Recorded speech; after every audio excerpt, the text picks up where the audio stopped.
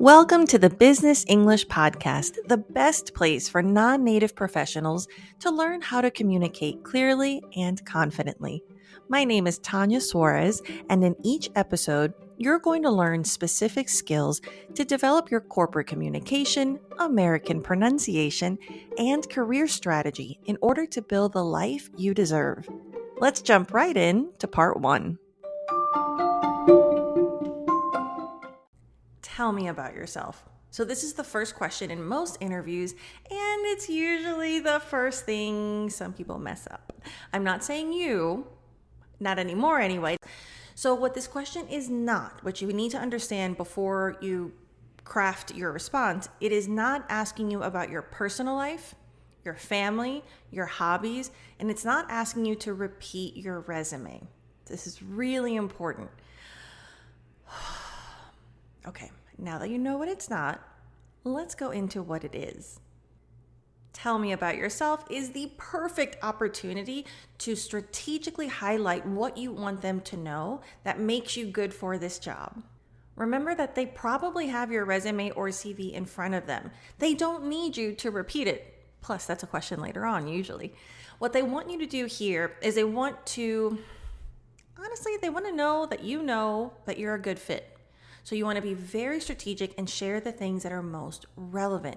And you don't have to overcomplicate it. I actually recommend focusing on 2 things, a soft skill and a technical skill, or depending on the position, it could be both soft skills.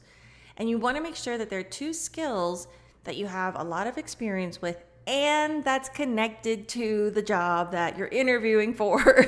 If it's not related, it's not relevant. So the first thing you need to know is you need to understand what this question is actually asking.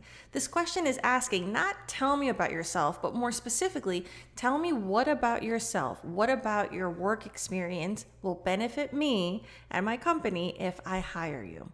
That's a whole different question. And it's easy to see why some people get confused and they start talking about their personal details. But now you know what the question is really asking. You already made it through the first step. You already got the interview. Assume you're good enough. Otherwise, you wouldn't have gotten the interview. So what this is your moment to set yourself apart, to highlight and make the connection for them. So ask yourself, in addition to what's already on my resume, what can I highlight that will make me an obvious connection based on my past and current work experience? Now, this tip is one of my favorites because truly interviewing is like dating. And like in dating, you don't want to spend the whole time talking about your exes. So I don't want you to name drop companies. I don't want you to just talk about your previous company over and over and over. Remember, the star of the show is you. Sure, if you mention the company once, okay, but really you want to focus on the position you had, the experience you had, what you contributed to that company and to your position. So ask yourself, what have I developed? What skills have I strengthened because of my past experiences? Focus on you, focus on your strengths and your skills, not on your ex. Concise is always nice. Remember that the people that are interviewing you are human. They're probably interviewing multiple candidates and they have a life. They're tired. You don't know what else is going on that they're also thinking about. So the more concise and direct that you are, the easier that they can see your value. So please do not repeat your resume. They already have it, and that's not what's going to set you apart from the other candidates.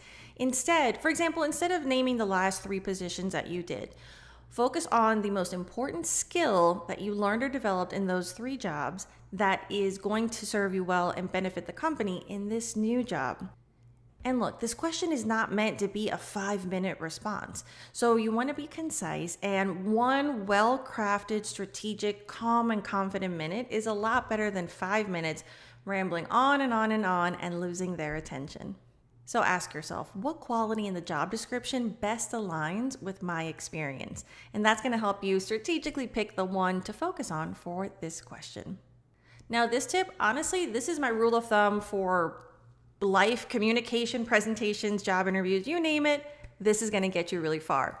Make sure that your last sentence, if they hear nothing else, if for some reason they weren't listening, if they only listen to your last sentence, can you seal the deal? Did you make the connection? So you did your tell me about yourself.